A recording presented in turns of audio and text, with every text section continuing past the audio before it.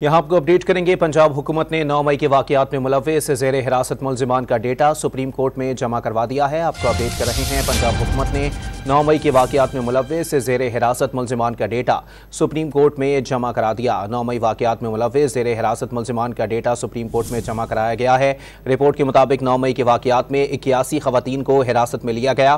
गिरफ्तार ख़वातीन में से 42 को ज़मानत मिल चुकी है, जबकि अब तक 1201 अफराद को बरी किया गया है।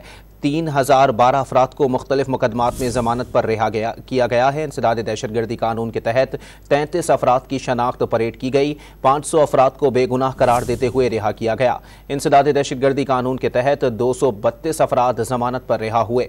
9 मई वाक़यात में मुलव्विस मुल्ज़िमान के खिलाफ दीगर कवानीन के तहत 247 मुकदमात दर्ज हैं। 247 मुकदमात के तहत 4119 अफराद को गिरफ्तार किया गया।